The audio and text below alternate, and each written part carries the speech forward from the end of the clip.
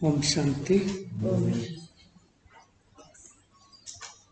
पिछले संडे को क्या बाबा ने बताया था?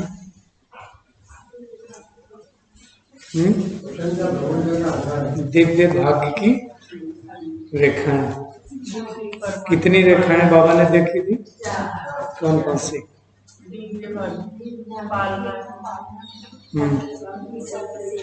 पढ़ाई की,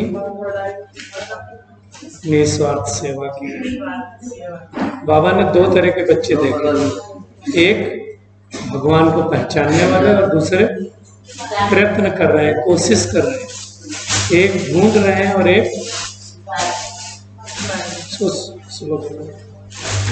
एक अभी भी पुकार रहे हैं और एक मिलन मना रहे हैं। अब डिफरेंस देखो, एक सम्मुख बैठे हैं और एक ढूंढ रहे हैं उनको, है ना। लेकिन जो सम्मुख बैठे हैं उसमें से बाबा ने भी चार जो रेखाएं देखी, उनमें चमक कैसी थी?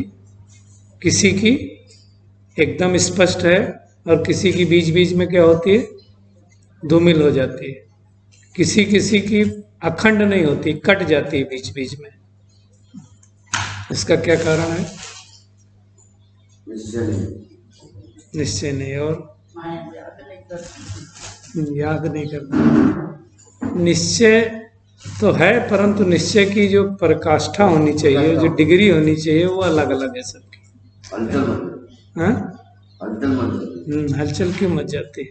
क्योंकि बाबा को साथी नहीं समझते हैं। और क्या बताया था बाबा ने?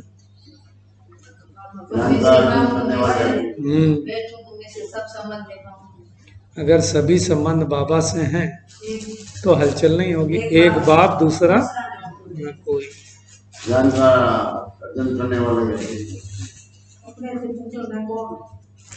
हाँ, बाबा ने भी कहा कि अपने से पूछो मैं कौन हूँ, कौन मिला है हमको।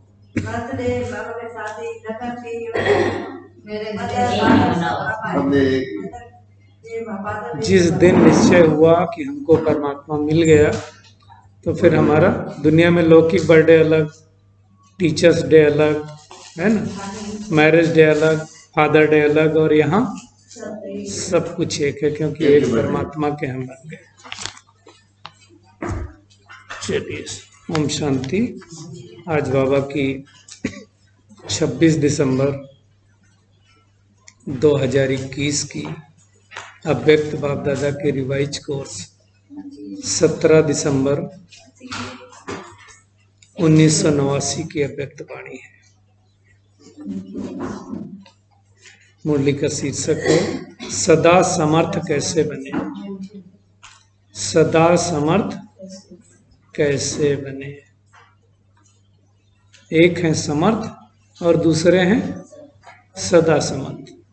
तो निराकार परमपिता परमात्मा शिव बाबा जब इस सृष्टि पर आते हैं तो हर एक आत्मा को पावरफुल बनाते हैं। वो पावरफुल कैसे बने उसकी आज बाबा विधि बता रहे हैं, और कैसे हम पावरफुल नहीं बनते, समर्थ सदा कैसे नहीं बनते उसके बारे में भी बाबा ने बताया। तो जो व्यर्थ चलते हैं उनको कैसे दूर करना है, समर्थ कैसे बनना है, उसके बारे में बाबा ने पूरी मुरली में बताया। आज समर्थ बाप अपने चारों ओर के मास्टर समर्थ बच्चों को देख रहे हैं। समर्थ मतलब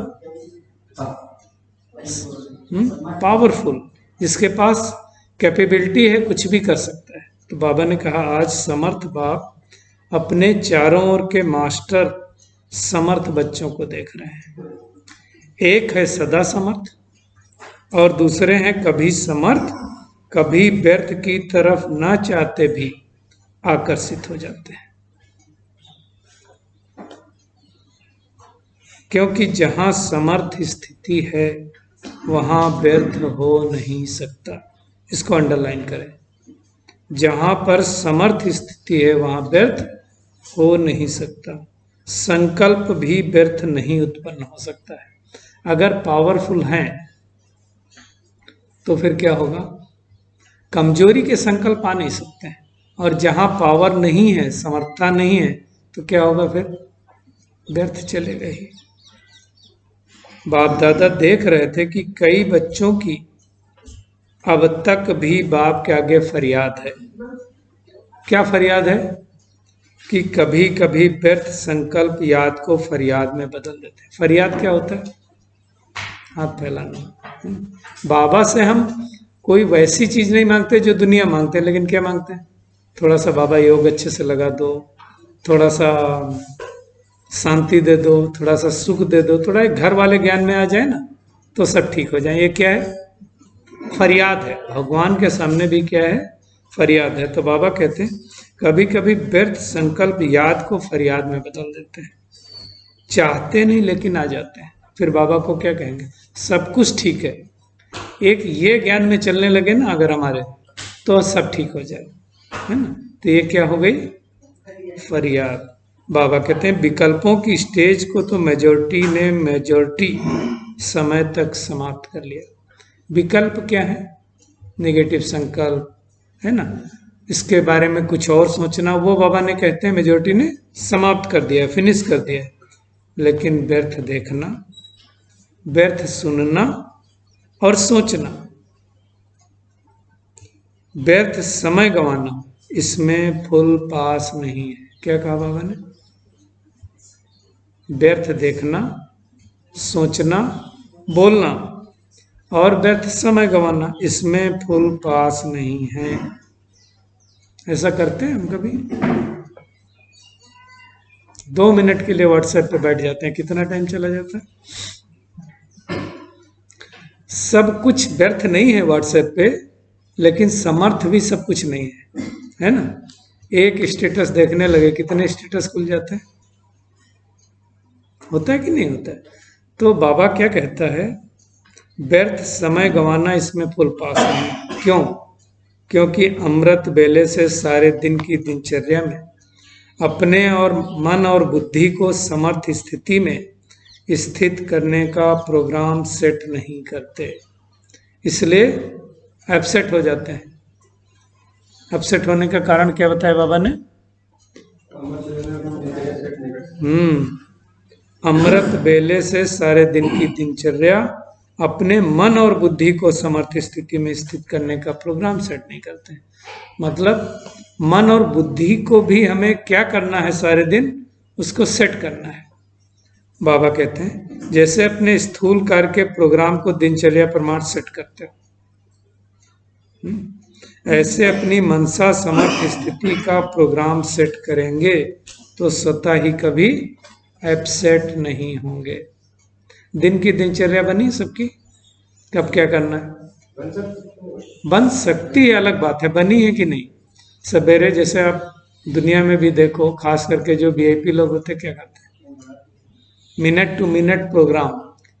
तो बाबा आज क्या कह रहा है सुनना, जितना अपने मन को समर्थ संकल्पों में बिजी रखेंगे तो मन को अपसेट होने का समय नहीं मिलेगा।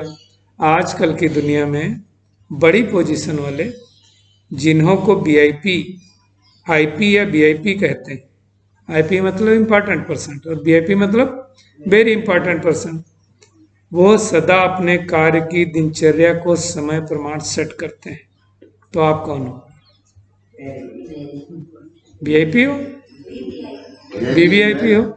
बाबा कहता है वो भले वीआईपी हैं लेकिन सारे विश्व में ईश्वरीय संतान के नाते, ब्राह्मण जीवन के नाते आप कितने भी आगे लगा दो तो भी कम है। तो बी लगाते जाओ। बाबा कहता है क्योंकि आपके आधार पर विश्व परिवर्तन होता है, आप विश्व के नव निर्माण के आधार मूर्त हो। तो हमारी दिनचर्या होनी चाहिए कि नहीं? तो पहले शरीर की अगर दिनचर्या हम फिक्स करेंगे तो मन की कर पाएंगे, है ना। मनचर्या भी कहा ना बाबा ने। तो मनचर्या अर्थात मन को क्या सोचना है, बुद्धि को क्या चित्र बनाना है, वो फिक्स होना चाहिए। तो पहले तो शरीर की दिनचर्या, कै बजे उठना है ना, उसमें फिर कै बजे हमको एक्सरसाइज करना है, वॉकिंग जाना है, कै बजे मुरली सुनने के लिए जाना है, कितने टाइम नाश्ता करना है, कितने टाइम लंच करना है, कितने टाइम ऑफिस जाना है, कितने टाइम दुकान पे जाना है, कब क्या करना है। नहीं तो क्या होता है, कई लोग आप देखो जो किचन का काम करते हैं सारा दिन किचन का ही काम करते हैं, फिक्स नहीं किया ना, 1 घंटा 2 घंटा फिक्स नहीं किया तो क्या होगा, कुछ कुछ करते रहेंगे। तो फिक्स करना है। जैसे ऑफिस में, ऑफिस का काम फिक्स करना पड़ता है कि ये टाइम से ये टाइम ये वाला काम, ये टाइम से टाइम ये वाला काम। फिक्स नहीं करेंगे ना तो सारा दिन आप उस काम से कभी भी निवृत्त नहीं हो सकते। मीटिंग का टाइम तो मीटिंग का टाइम, ऐसा नहीं हो सकता ना कि सारा दिन मीटिंग, है ना। जो बड़े लोग होते हैं वो मीटिंग करते हैं तो क्या करते हैं, टाइम पे आना है और किसी को ज्यादा बोलने नहीं देते। आपने अपनी प्रॉब्लम बताई, इसका ये सोल्यूशन है और इनको करना है, फिनिश।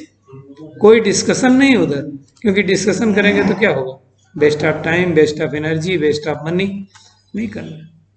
तो क्या करना, उसका टाइम फिक्स करो। जब तक टाइम नहीं फिक्स करोगे ना, अगर हम अमृत वेले का टाइम ना फिक्स करें तो कभी 4 बजे उठेंगे, कभी 5 बजे उठेंगे, कभी 6 बजे उठेंगे। फिक्स कर दिया तो फिक्स टाइम पे उठेंगे। तो वो अपने आप को नियम में बांधना है, विधि में बांधना है। विधि करेंगे तो सिद्धि प्राप्त होगी। तो बाबा कहते हैं आप नव निर्माण के आधार मूर्त हो। किसके, विश्व के, बेहद के ड्रामा के अंदर हीरो एक्टर हो और हीरे तुल्य जीवन वाले हो। क्या कहा बाबा ने, हीरो एक्टर हो और हीरे तुल्य जीवन वाले हो। तो जो इतना वीआईपी होगा उसकी दिनचर्या मनचर्या सब कुछ होगा। बाबा कहते तो कितने बड़े हुए, कितने बड़े हो गए, मोदी जी बड़े कि आप बड़े? आप बड़े? सोचो, मोदी जी पता नहीं सतयुग के पहले जन्म में जाएंगे कि नहीं जाएंगे, लेकिन आपका तो फिक्स है ना। तो बड़ा कौन हुआ, आप हुए ना, क्योंकि इस सृष्टि को परिवर्तन करने के आप निमित्त बने हैं। तो बाबा कहते हैं तो कितने बड़े हुए। ये शुद्ध नशा समर्थ बनाता है और देह अभिमान का नशा नीचे ले आता है। आपका आत्मिक रूहानी नशा है, इसलिए नीचे नहीं लाता है, सदा ऊंची उड़ती कला की ओर ले जाता है। तो व्यर्थ तरफ आकर्षित होने का कारण है अपने मन बुद्धि की दिनचर्या सेट नहीं करते हो। कब क्या करना है, जैसे ट्रैफिक कंट्रोल है ना, वो ठीक है, वो बना दिया है नियम प्रमाण, लेकिन हमें क्या करना, अपना दिनचर्या सेट करो ना कि मुझे कब क्या करना। बाबा कहते हैं मन को बिजी रखने की कला संपूर्ण रीत से सदा यूज नहीं करते। मन को कैसे बिजी रखें, वो हमें एक टाइम टेबल बनाना है। थोड़े दिन पहले भेजा था ना ग्रुप में, एक डाला था मनचर्या, कब से क्या करना है, किस समय कौन सा संकल्प करना है। तो ऐसा अपना खुद का बना सकते हैं। बाबा कहते हैं दूसरी बात, बाप दादा ने अमृत बेले से लेकर रात के सोने तक मनसा वाचा कर्मणा और संबंध संपर्क में कैसे चलना है व रहना है, सबके लिए श्रीमत अर्थात आज्ञा दी हुई है। बाबा ने सब कुछ बता दिया। इवन सोचना क्या है वो भी बाबा बताता है ना। मनसा में क्या स्मृति में रखना है, ये हर कर्म में अपनी मनसा स्थिति का डायरेक्शन आज्ञा मिली हुई है।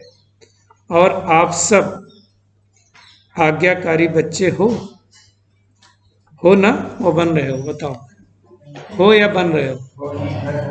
हैं पक्का? बन तो नहीं रहे ना, दोनों में डिफरेंस है। बन रहे हैं मतलब पता नहीं कब बनेंगे, और हैं मतलब बाबा ने कहा और किया। आज्ञाकारी अब किसको कहते हैं बाबा समझा रहे हैं। आज्ञाकारी अर्थात बाप के संबंध से बाप के फर्स्ट स्टेप लेने वाले, अर्थात कदम के ऊपर कदम रखने वाले। ब्रह्मा बाबा ने जो किया, आंख मूंद के अगर उस कदम पे भी चलें तो कोई नुकसान नहीं हो सकता है, बाबा कहते हैं। और दूसरा नाता है सजनियों का। तो सजनी भी क्या करती हैं, उनको क्या शिक्षा मिलती है, साजन के कदम के ऊपर कदम चलो।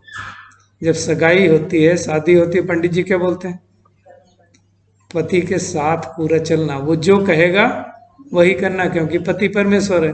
तो अभी हमारा परमेश्वर कौन, शिव बाबा है ना। ब्रह्मा तन में आया तो उनके कदम पे कदम रखकर चलो। तो आज्ञाकारी अर्थात बाप दादा के आज्ञा रूपी कदम पर कदम रखना। फिर पूछते हैं बाबा, ये सहज है वो मुश्किल? इतनी बड़ी शिक्षा देके बाबा पूछता है, सहज है वो मुश्किल? हाँ, इजी है कि टफ है? एक थाट दूर है। अगर एक संकल्प कर लो, एक संकल्प आपको यहां से वहां लेके जा सकता है, और एक संकल्प वहां से यहाँ लेके आ सकता है। अगर एक थाट किया इजी है तो सब कुछ इजी हो जाएगा, और अगर कहा टफ है तो मुश्किल हो जाएगा। कई बार कई भाई बहनें बोलते हैं ना, ये बड़ा मुश्किल है। अब ये अगर मुश्किल सोच लिया तो क्या होगा, मुश्किल हो जाएगा। तो बाबा कहते हैं ये सहज है वो मुश्किल है। कहाँ कदम रखें, ठीक है व नहीं, ये सोचने की भी जरूरत नहीं है सहज।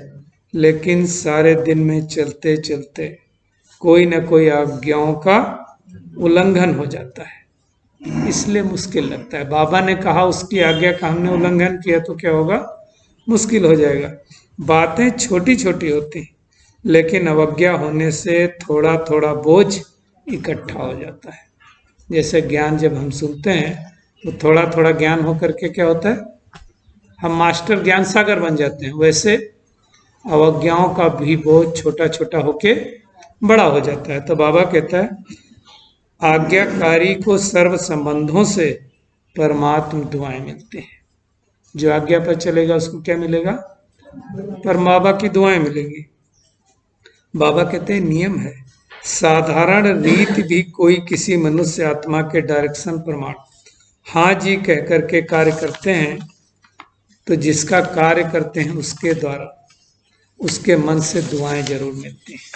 अब दुनिया में किसी का काम कर दो, किसी ने कहा ये वाला काम कर देना, और उस आत्मा ने बगैर कुछ कहे चुपचाप उसका काम कर दिया, तो क्या बोलते हैं, ये बहुत अच्छा है, एक ही बार में सुन जाता है। तो क्या मिल जाता है उसको। और कोई बहुत नानुकुर करके 10 बार बोलो उसके बाद काम करे तो दुआएं निकलेंगी। कर तो देता है काम, लेकिन बहुत पकाता है तब करता है ना, बहुत तंग करता है तब करता है। और कोई बच्चा एक बार में कहा और कर दिया तो ये मेरा आज्ञाकारी बच्चा है, बहुत अच्छा बच्चा है। जो आएगा उससे क्या बोलेंगे, मेरा ये सबसे लाडला बच्चा है। तो क्या मिल गया उसको। और अगर यही दुआएं उसकी मिलने लगे तो आप लाडले बच्चे हो ना मम्मी पापा के, हो ना। तो फिर अगर परमात्मा की दुआएं मिले तो सोचो। तो बाबा कहता है ये तो परमात्मा दुआएं हैं। परमात्मा दुआओं के कारण आज्ञाकारी आत्मा सदा डबल लाइट उड़ती कला वाली होती है। भगवान की जिसको दुआएं मिली वो तो उड़ती कला में जाएगा। फिर बाबा कहता है साथ साथ आज्ञाकारी आत्मा को आज्ञा पालन करने के रिटर्न में विल पावर विशेष वरदान के रूप में, वर्षे के रूप में मिलती है।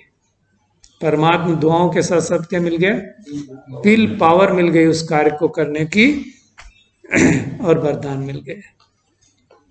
बाबा कहते हैं बाप सब पावर्स बिल में बच्चे को देते हैं, इसलिए सब पावर सहज प्राप्त हो जाती है। किन बच्चों को मिलेगी बिल पावर, जो परमात्मा के आज्ञाकारी होंगे। तो अब हमें अपनी चेकिंग करनी है, परमात्मा ने जो आज्ञा दी है इस पुरुषोत्तम संगम युग पर वो कितना हम फॉलो करते हैं।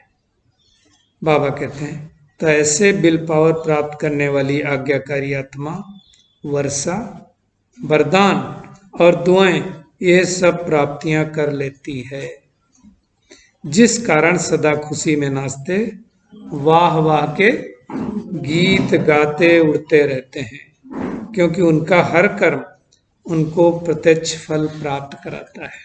प्रत्यक्ष फल क्या मिलता है, खुशी, है ना। तो परमात्मा आज्ञाओं पर चलेंगे तो क्या मिलेगी, खुशी। बाबा कहते हैं कर्म है बीज, और जब बीज शक्तिशाली होता है तो फल भी ऐसा ही मिलेगा ना। तो हर कर्म का प्रत्यक्ष फल बिना मेहनत के स्वतः ही प्राप्त होता है ना। फिर ऐसी आत्माओं को मेहनत भी करनी पड़ती है।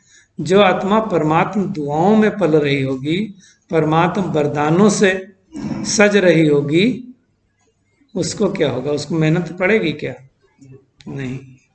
बाबा कहता है जैसे फल की शक्ति से शरीर शक्तिशाली रहता है।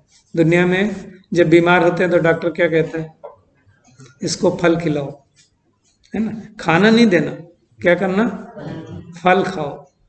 तो फल खाने से क्या होगा, शरीर तंदुरुस्त होगा। तो ये वाला फल खाएंगे तो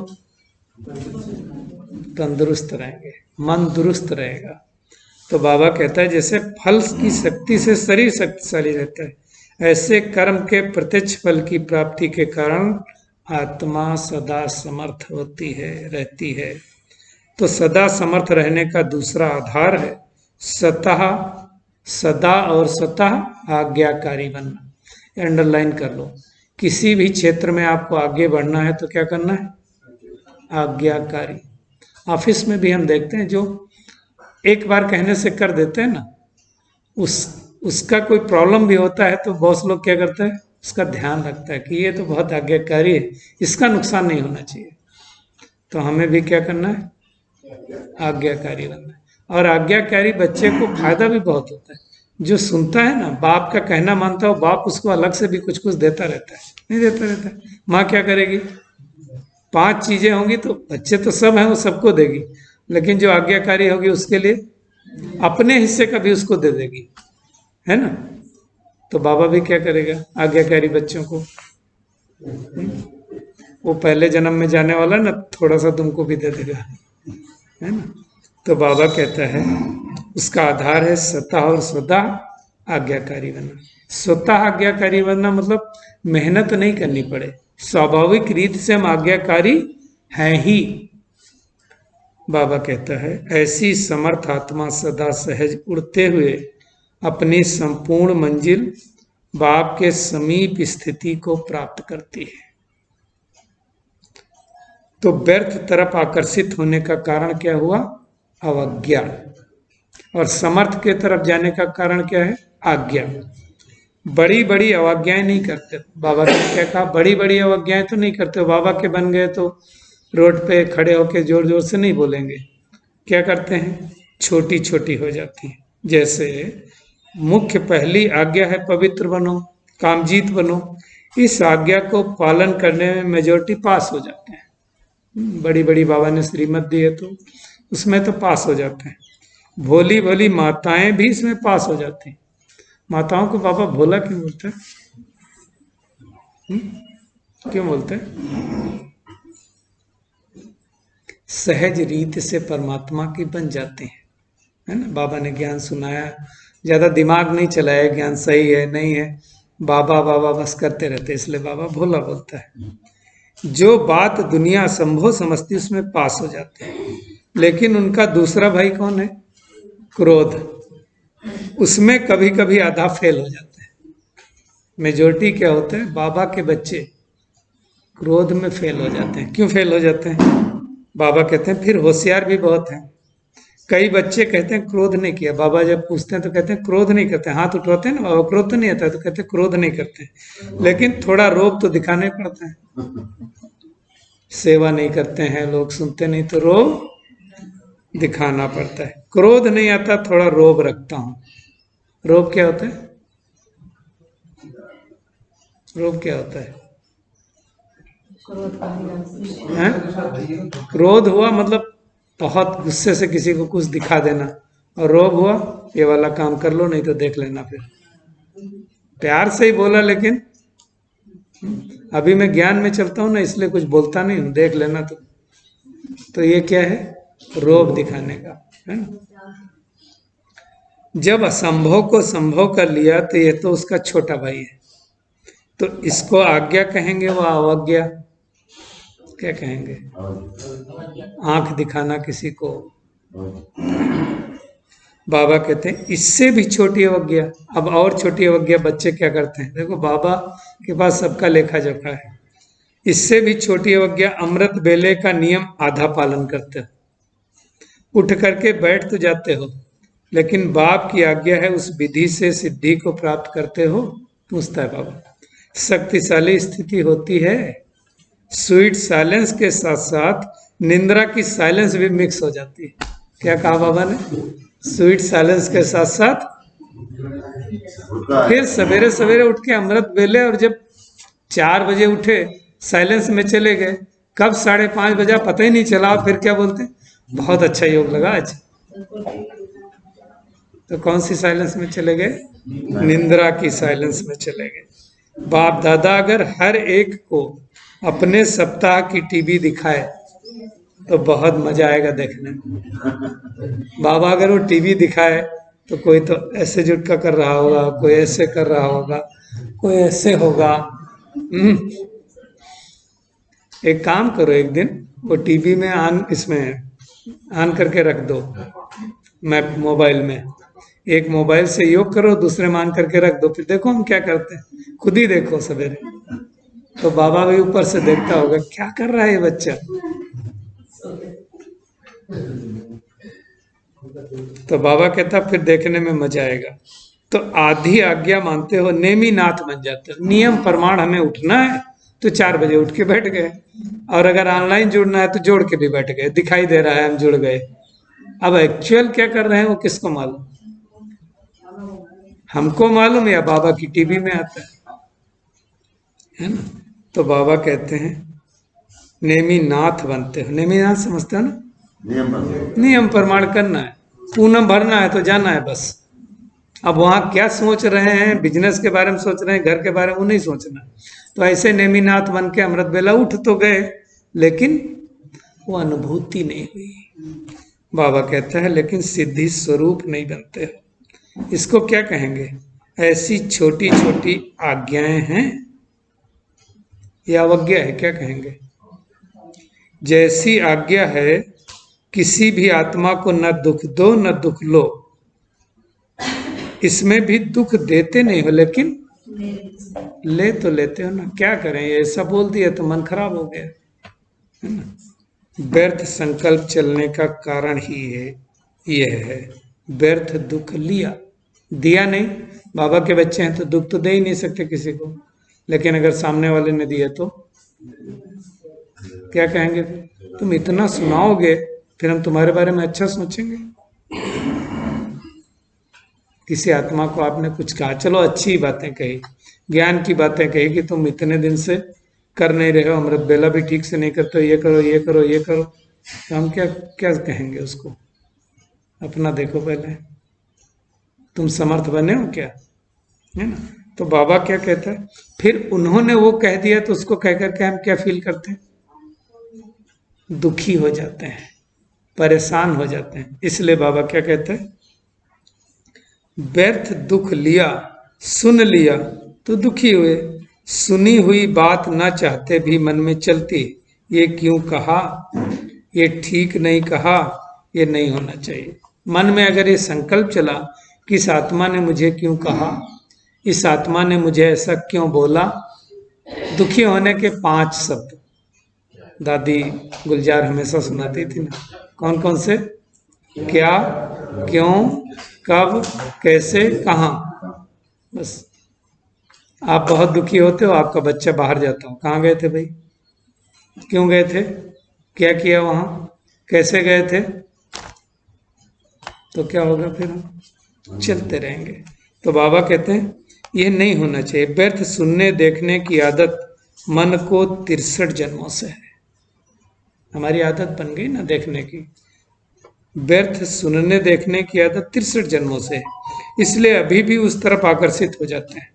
छोटी छोटी अवज्ञाएं मन को भारी बना देती हैं। बहुत इंपॉर्टेंट बात बाबा ने कही, छोटी छोटी आज्ञाएं क्या करती, भारी बना देती हैं मन को, और भारी होने के कारण ऊंची स्थिति की तरफ उड़ नहीं सकते। ये बहुत गुही गति है। देखिए ऑलरेडी हमारे पास पापों का बहुत बड़ा बोझा है, 63 जन्मों का। उसको तो नष्ट करने के लिए हमें क्या करना है, बीज रूप स्थिति का योग करना है। अब फिर से अवज्ञा करने लगे तो कब नष्ट होगा? तो बाबा कहते हैं जैसे पिछले जन्मों के पाप कर्म बोझ के कारण आत्मा को उड़ने नहीं देता है, ऐसे इस जन्म की छोटी छोटी अवज्ञाओं का बोझ जैसे स्थिति चाहते हो वैसे अनुभव करने नहीं देता है। तो अब क्या करना है, बाबा के बनने के बाद अब कोई ऐसी छोटी छोटी भी अवज्ञा, अमृत बेले उठना है ना, तो एकदम एक्टिव अलर्ट होके। कई आत्माएं तो हम तो देखते हैं नहा धो करके, मधुबन भी हम जाते थे ना, तो भाई वो पूछते हमारे रूम में, वो 3-3:30 बजे उठ करके पूरा नहा धो करके परफेक्ट, है ना? तो बाबा कहते हैं फिर वैसा अनुभव कर पाएंगे। नींद आती हो तो आंखों में सरसों का तेल डाल लेने का, बाबा ने एक मुरली में सुनाया था। सरसों का तेल क्या होता है, थोड़ा सा तीखा होता है, नींद नहीं आएगी। बाबा फिर कहता है ब्राह्मणों की चाल बहुत अच्छी है।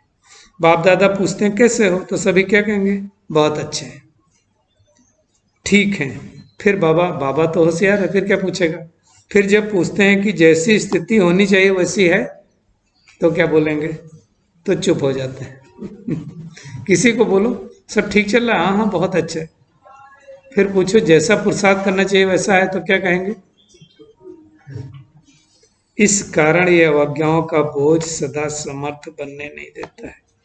तो आज यही स्लोगन याद रखना, सभी लोग नोट करें, न व्यर्थ सोचो, यहां से न देखो, सुनो, बोलो और न करो, न व्यर्थ कर्म में समय गो, आप बुराई से तो पार हो गए। 5 बातें कौन कौन सी, रिपीट करो। नहीं, ना सोचो नहीं, ना व्यर्थ सोचो, सोचना तो है, समर्थ सोचना है। हाँ, ना व्यर्थ सोचो, ना व्यर्थ देखो, ना बोलो, ना सुनो और ना व्यर्थ कर्म में समय खराब करो। 5 बंदर गांधी जी के, गांधी जी के तो 3 ही थे, बाबा के 5। उंगलियां कितनी, 5। तो इन 5 बातों का ध्यान रखेंगे। आप बुराई से तो पार हो गए, अब ऐसे आज्ञाकारी चरित्र का चित्र बनाओ, अंडरलाइन। ये जो 5 बातें बाबा ने बोली है ना, तो उन बातों को धारण करके आज्ञाकारी बनने का चरित्र का चित्र बनाओ। इसको कहते हैं सदा समर्थ आत्मा, है ना। हमारा स्वरूप कैसा हो उसका एक चित्र बनाओ, है ना। हम सतयुग में होंगे तो कैसे होंगे उसका चित्र बना सकते हैं कि नहीं। खाली लक्ष्मी नारायण का नहीं बनाने का, उनका तो अलग होगा, आपका वैसे ही होगा क्या। एकदम नारायण जैसा तो नहीं होगा ना, एकदम लक्ष्मी जैसा तो नहीं होगा कि सब लक्ष्मी नारायण जैसे होंगे सतयुग में, तो पहचानेंगे कैसे, कंफ्यूजन होगा ना फिर। सबका अलग अलग होगा ना। बाबा इतना बड़ा आर्टिस्ट है, 800 करोड़ आत्माएं, एक का भी दूसरे से नहीं मिलता, तो सतयुग में भी नहीं मिलेगा। तो अपने बाबा कहते चरित्र का चित्र बनाओ, हम जो बनने वाले हैं उसका मन में एक खाका क्रिएट करो कि हम ऐसे होंगे, ऐसा मेरा ताज होगा, है ना, ऐसे मेरे नयन होंगे, ऐसे चैन होंगे, वो बनाओ। तो बाबा कहते हैं सभी टीचर्स आर्टिस्ट हो ना, चित्र बनाना आता है, चित्र बनाना आता है, अपना श्रेष्ठ चरित्र का चित्र बनाना आता है। अब क्या कहा बाबा ने, सबने कहा होगा हाँ बाबा चित्र तो बना ही देते हैं, सब बना ही देंगे किसी न किसी तरह से। बाबा ने क्या कहा, श्रेष्ठ चरित्र का चित्र बनाना आता है। तो बड़े से बड़े चित्रकार वही हैं जो हर कदम में चरित्र का चित्र बनाते रहते हैं। हमारा कदम, हमारी सोच, हमारा बोल कैसा होना चाहिए उसका चित्र बनाते रहो। आज हम क्या करने वाले हैं, मान लो कहीं पे जाने वाले हैं, तो उसकी पहले यात्रा, जैसे हम मधुबन जाने वाले हैं तो क्या करते हैं, कौन सी ट्रेन से जाएंगे, कौन सी बस से जाएंगे, कहाँ उतरेंगे, उसका सबका चित्र बनाते हैं कि नहीं बनाते, है ना। वहाँ फिर बाबा की गाड़ी आएगी लेने, फिर मधुबन जाएंगे, ब्रह्मा भोजन खाएंगे, सब बनाते चित्र की नहीं बनाते। तो वो क्या करना है, सूक्ष्म रीत से पहले उसको सकाश दे देना है। तो बाबा कहता है इसी चरित्र का चित्र बनाने के कारण ही आपके जड़ चित्र आधा कल्प चलते हैं। आज भी मंदिरों में क्या होता है, कितना गायन होता है, किसका गायन होता है, इस शरीर का गायन नहीं है, उस शरीर का भी गायन नहीं है, उनके चरित्रों का गायन है। तो बाबा कहता है और कब किए वो चरित्र, सतयुग के चरित्रों का गायन नहीं होता है, संगम युग के चरित्रों का गायन है। तो बाबा कहता है आधा कल्प चलते हैं। तो टीचर्स अर्थात बड़े से बड़े चित्रकार, दुनिया वाले चित्र बनाते हैं तो एक एक पेंटिंग्स की कितनी कीमत होती है ना। तो हमें अपने चरित्र का चित्र बनाना है। बाबा कहते हैं अपना भी चित्र बनाते और अन्य आत्माओं को भी चित्रकार बना देते। दूसरे को ज्ञान में चला दिया तो क्या कर दिया, चित्रकार बना दिया। औरों के भी श्रेष्ठ चरित्र बनाने के निमित्त टीचर हो, इसी में ही बिजी रहते हो ना, पूछता है बाबा, इसी में बिजी रहते हो, खुद के चरित्र का चित्र बनाने में और दूसरे के चरित्र का चित्र बनाने में, या व्यर्थ वाले चित्र बनाने में बिजी रहते हो, किस में बिजी रहते हो, बाबा पूछ रहा है। फिर बाबा कहता है फुल बिजी रहो, एक सेकंड भी मन बुद्धि को फुर्सत में रखा तो व्यर्थ संकल्प अपनी तरफ आकर्षित कर लेंगे। अगर मन फ्री हुआ तो क्या होगा, आप देखो इसको ऐसे समझना है, अगर एक कंटेनर है आपके पास और वो खाली है, उसमें जगह होगा तो क्या होगा, वो जगह घेरने के लिए क्या करेगा, हवा उसकी जगह ले लेगा। तो माया भी हवा जैसी, जहां जगह मिली वो अंदर घुस जाती है। तो बाबा कहते सुनाया ना कि सेवा में का प्रत्यक्ष फल सदा प्राप्त हो, यही निशानी है सदा आज्ञाकारी आत्मा की। पिछली मुरली में क्या कहा था बाबा ने, प्रत्यक्ष फल क्या मिलता है, खुशी मिलती है ना। कभी सेवा का फल प्रत्यक्ष मिलता है और कभी नहीं मिलता, इसका कारण क्या है, कोई न कोई अवज्ञा होती है। टीचर्स अर्थात अभी आप सब लोग कौन है, टीचर हैं कि नहीं, कि खाली वो डिम्पल दीदी टीचर, सब टीचर है ना। तो बाबा कहते टीचर्स अर्थात अमृत बेले से लेकर रात तक हर आज्ञा के कदम पर कदम रखने वाली ऐसी टीचर्स हो, वह कभी कभी अलबेलापन आ जाता है। अलबेलापन क्या होता है? आज थोड़ा लेट सोए थे ना, इसलिए अमृत बेला मुश्किल है। 5 मिनट उठ के, ये क्या है? अलबेलापन। अलबेला नहीं बनना, जिम्मेवारी के ताजधारी हो। फिर बाबा पूछता है, कभी कभी ताज भारी लगता है तो उतार देते हैं। उतार देंगे? अच्छा, कोई 1 किलो का सोने का ताज लेके आए और कहे इसको पहन के रखना हर दिन, पहनेंगे कि उतार देंगे? 1 kg वजन है, क्या करेंगे जानकी माता? उतार देंगे? 1 kg वजन है सोने का, उतार देंगे? जानकी माता कहते हैं उतार देंगे। खतरा है ना। लोग लूट लेंगे। तो बाबा क्या कहते हैं, आप उतारने वाले तो नहीं हो, जिम्मेवारी का ताज यहाँ पहनेंगे तो सतयुग में वो वाला ताज मिलेगा। ताज मिलने का मतलब ये थोड़ी है कि लक्ष्मी नारायण हमेशा ताज पहने रहते होंगे, सोते होंगे तो भी ताज पहन के, ऐसा नहीं है। सोने का ताज मिलना मतलब इतनी बड़ी जागीर का मालिक बनना, बादशाही का मालिक बनना, महाराजा बनना, वो ताज है।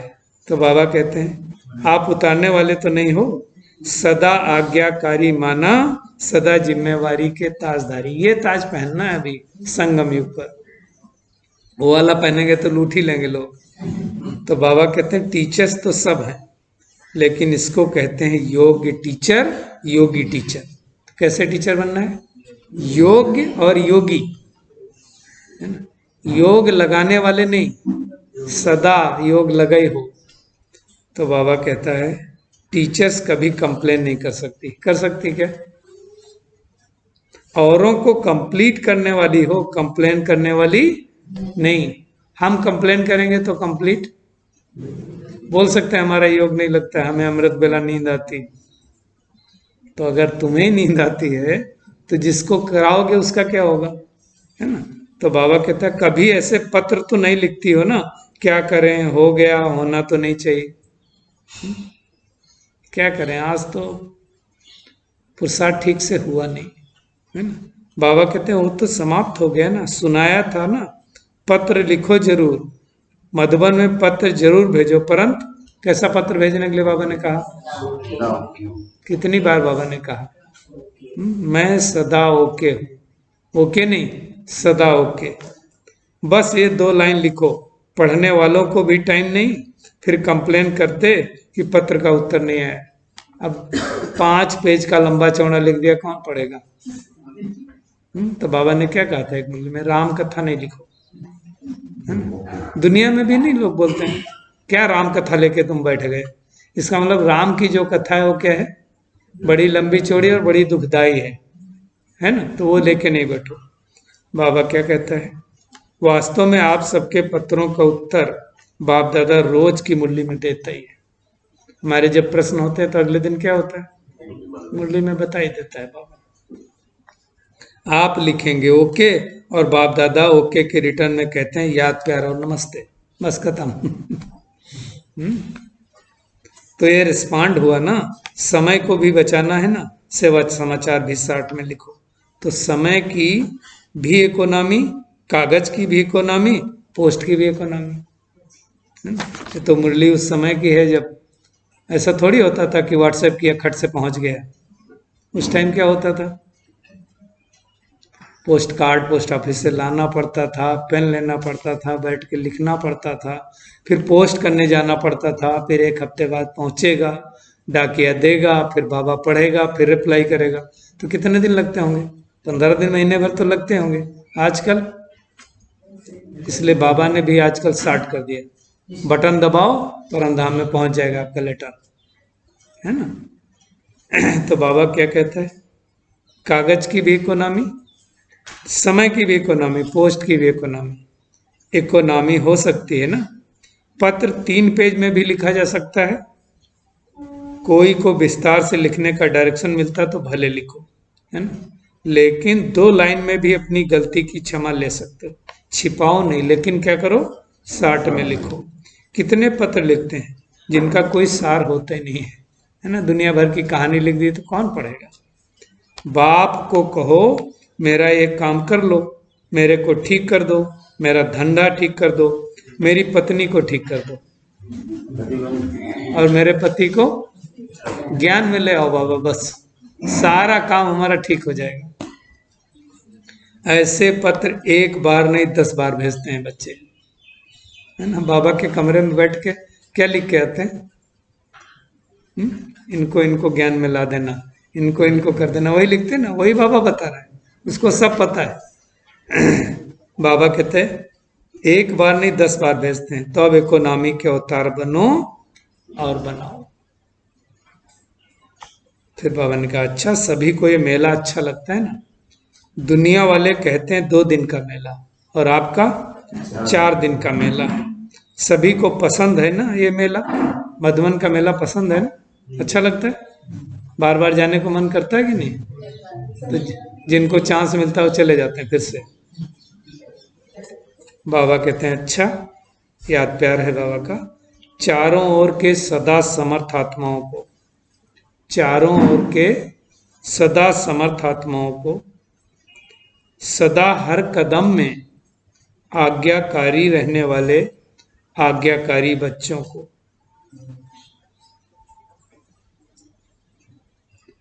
सदा व्यर्थ को समर्थ में परिवर्तन करने वाले विश्व परिवर्तक आत्माओं को,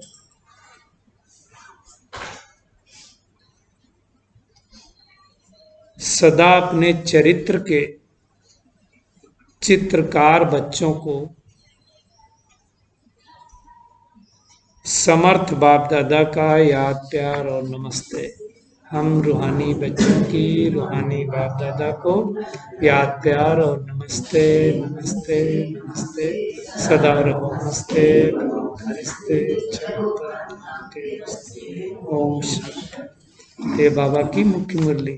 तो कौन सी 5 बातें व्यर्थ के संबंध में? यहाँ से चालू करना है, एक उंगली सवेरे सवेरे यहाँ कि आज मुझे व्यर्थ सोचना नहीं, फिर इन यहाँ रखना, देखना भी नहीं, फिर व्यर्थ खाना भी नहीं, वो भी रख लेने, और करना भी नहीं, है ना। तो ये 5 एक बना लेने का। गुड़िया एक चित्र बनाना अपने घर में, क्या नाम बेटा? सुनो, एक घर में चित्र बनाना, 3 बंदर गांधी जी के बनाते हैं ना, तुम 5 बनाना और सब पे लिखना व्यर्थ न देखो, न सुनो, न बोलो, न करो, न सोचो। ठीक है, ऐसा करके बना के मम्मी पापा को प्रेजेंट देना। ठीक है, बोलो आज हम यही सीख के हैं, don't see, don't listen, don't speak, don't think, don't do, ऐसा करके बना के दे देने का। ठीक है, ये गिफ्ट, क्रिसमस गिफ्ट देना मम्मी पापा को। तो ये ध्यान रखेंगे। और क्या करेंगे? छोटी छोटी अवज्ञाएं जो होती, कौन सी छोटी अवज्ञाएं करते हैं? अमृत बेला झुटका नहीं खाने का, एकदम एक्टिव अलर्ट। दूसरा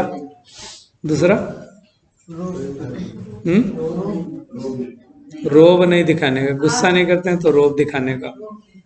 और ये भी रोब है, जैसे हम मान लो यहाँ सेंटर पे आए, आने के बाद तो 3-4 घंटे सेवा करके घर गए, अब घर गए तो काम पेंडिंग हो गया, घर वालों ने कहा भाई अरे खाना बना के नहीं दिया, इतना लेट है, तो तुमको पता है हम सेवा करके आए, ये भी क्या है? अरे भाई किसने कहा था सेवा करने जाओ, तुम्हारी चॉइस थी ना, तो वहां भी करना यहाँ भी करना, रोक क्यों दिखा रहे हो? तो वो भी नहीं करना है। और क्या अवज्ञा है?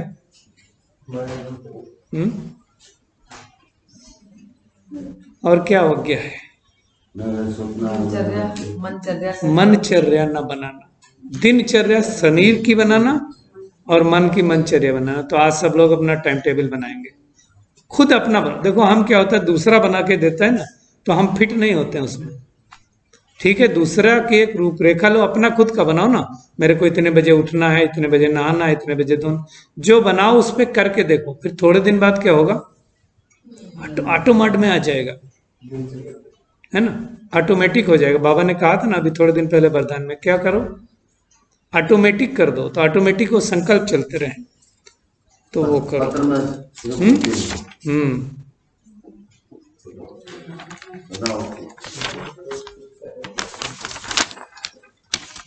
फिर अव्यक्त बाप दादा की जोन वाइज बच्चों से मुलाकात, बॉम्बे और गुजरात ग्रुप।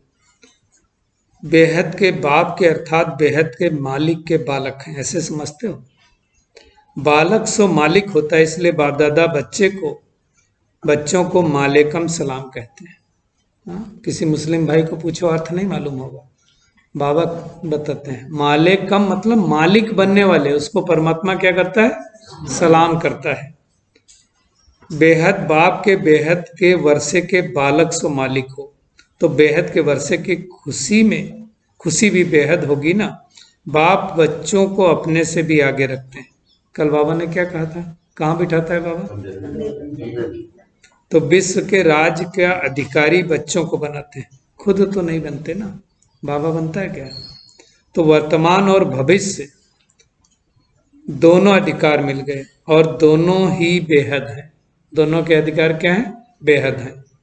सतयुग में भी तो हदें नहीं होंगी ना, न भाषा की, न रंग की, न देश की। यहाँ तो कितनी हद है। बेहद के आकाश की भी हदों में बांट दिया है, वहां कोई हद नहीं होती।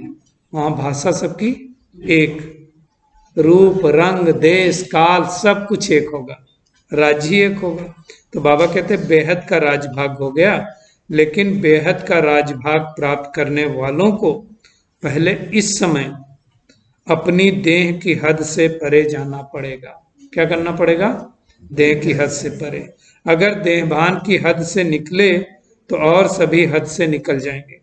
इसलिए बाप दादा कहते हैं पहले देह से, देह के सब संबंधों से न्यारे बनो।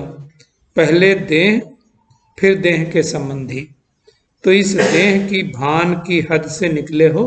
पूछते हैं बाबा। क्योंकि देह की हद कभी भी ऊपर नहीं ले जाएगी। देह क्या है? मिट्टी है। मिट्टी सदा भारी होती है, क्योंकि कोई भी चीज मिट्टी की होगी तो भारी होगी ना। यह देह तो पुरानी मिट्टी है। बाबा कहते हैं इसमें फंसने से क्या मिलेगा? कुछ भी नहीं। तो सदा ये नशा रखो कि बेहद बाप और बेहद वर्षे का बालक सो मालिक हूं। जब बालक बनना है तो उस समय मालिक नहीं बनो, और जब मालिक बनना है उस समय बालक नहीं बनो। देखो बाबा बहुत सूक्ष्म बात बता रहा है, बालक और मालिक कैसे बनना है। जब कोई राय देनी है, प्लान सोचना है, कुछ कार्य करना है तो मालिक होकर करो। लेकिन जब मेजोरिटी द्वारा या निमित्त बनी हुई आत्माओं द्वारा कोई भी बात फाइनल हो जाती है तो उस समय बालक बन जाओ, उस समय मालिक नहीं बनो। फिर उस समय नहीं सोचो मैंने राय दी थी, मेरी राय मानी नहीं गई, इनकी राय मान ली गई। मालिक बन करके राय दो कि ऐसा ऐसा ऐसे ऐसे सेवा करो। अब आपकी बात नहीं मानी गई, दूसरे की मान ली गई, तो क्या सोचो? बच्चे हैं, जो बोला जाएगा वो करेंगे। मेरा ही विचार ठीक है, मेरा ही प्लान ठीक है, नहीं, उस समय मालिक नहीं बनो। बाबा कहते हैं किस समय राय बहादुर बनना है और किस समय राय मानने वाला बनना है। राय बहादुर जानते हो किसका नाम है? राय देने वाला है ना, राय बहादुर। तो कब राय देनी है, कब नहीं देनी है। बाबा कहते हैं जिसको ये तरीका आ जाता है वो कभी नीचे ऊपर नहीं होता है, वो पुरुषार्थ सेवा में सफल रहता है, अपने को मोल्ड कर सकता है, अपने को झुका सकता है। झुकने वाले को सदैव ही सेवा का फल मिलता है, और अपने अभिमान में रहने वाले को सेवा का फल नहीं मिलता है। सेवा भी किया तो फिर अभिमान करके सेवा की तो क्या मिलेगा? तो सफलता की विधि है बालक सो मालिक। समय पर बालक बनना और समय पर मालिक बनना, ये पता भी होना चाहिए कब बनना है। ये विधि आती है। अगर छोटी सी बात को बालक के साथ मालिक बनकर सिद्ध करेंगे तो मेहनत ज्यादा और फल कम मिलेगा। कई बार हम अपनी बात को सिद्ध करने के लिए जिद करते हैं, और बाबा ने कई बार मुरलियों में कहा हुआ है सत्य को सिद्ध करने की आवश्यकता नहीं होती है। बाबा कहते हैं और जो विधि को जानते हैं समय प्रमाण, उसको मेहनत कम और फल ज्यादा मिलता है। वो सदा मुस्कुराता रहेगा, स्वयं भी खुश रहेगा और दूसरों को भी खुश देख करके खुश होगा। सिर्फ मैं बड़ा खुश रहता हूं ये नहीं, लेकिन खुश करना भी है और खुश रहना भी है, तब राजा बनेंगे, ऐसे नहीं बनेंगे।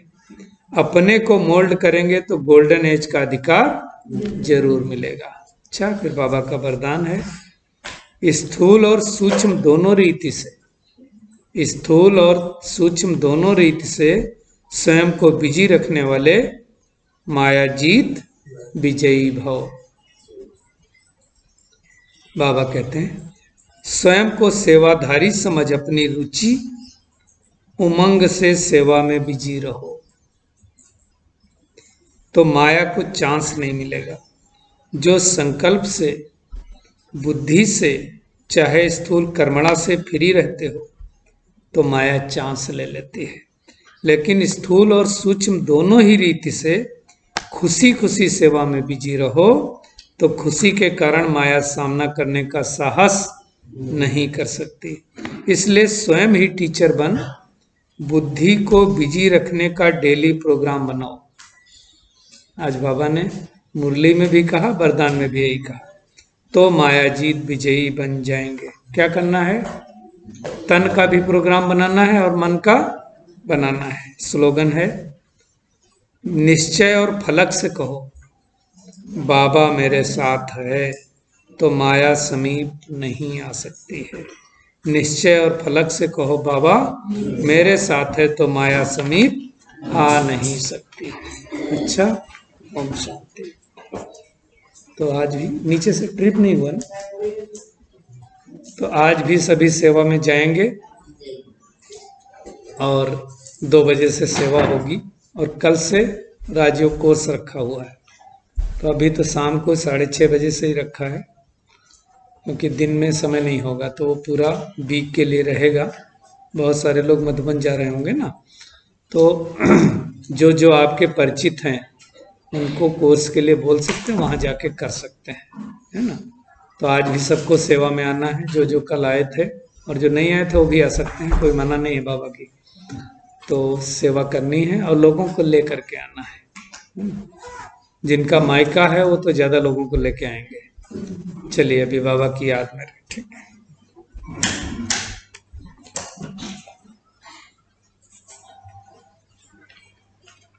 छोड़ दो काका, ऐसे करा दो, रहने दो,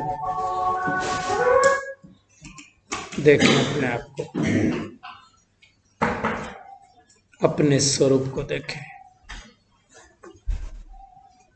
और यही महसूस करें, मैं परमात्मा की दिल तक नसीन आत्मा हूं, सदा समर्थ आत्मा हूं, छोटी छोटी अवज्ञाओं से मुक्त आत्मा हूं, अमृत बेले से लगा करके रात सोने तक संपूर्ण श्रीमत का पालन करने वाली आत्मा हूं, नेमी नाथ नहीं, संपूर्ण अलर्ट होकर के पालन करने वाली आत्मा बन गई हूं। अब मुझे समर्थ संकल्प करना है, व्यर्थ को सदा सदा के लिए विदाई दे देना है। न व्यर्थ सोचना है, न देखना है, न सुनना है, न बोलना है और न व्यर्थ कर्म करने हैं, विशेष न व्यर्थ समय बर्बाद करना है। हम समर्थ बाप के समर्थ बच्चे हैं, तो हर समय समर्थ स्थिति में स्थित होकर समर्थ कर्म करना है। क्या, क्यों, कब, कैसे के प्रश्नों से पार रहना है। जितना जितना जिम्मेवारी का ताज यहाँ उठाएंगे, भविष्य में उतना राजभाग का ताज मिलेगा। हम न आईपी हैं न वीआईपी हैं, हम वीवीआईपी हैं। तो हमारा दिनचर्या और मनचर्या दोनों श्रेष्ठ होने चाहिए।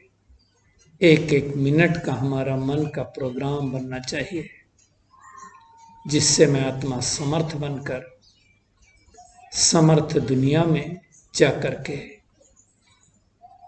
समर्थ राजभाग प्राप्त कर सकूं। सारा दिन हमें खुश रहना है और दूसरों को खुशी प्रदान करनी है, तभी हमें विश्व का राजभाग प्राप्त होगा। हम सर्वशक्तिमान समर्थ बाप के मास्टर समर्थ आत्माएं हैं। हमारा कोई संकल्प पूरा नहीं होगा, ये हो नहीं सकता है। इसलिए सारा दिन समर्थ सोच, समर्थ बोल, समर्थ संकल्प, समर्थ कर्म करना है और बाप दादा के दिल तख्त नसीन बनना है। हर कदम पर कदम रख करके आगे बढ़ते जाना है। ओम शांति, ओम शांति, ओम शांति।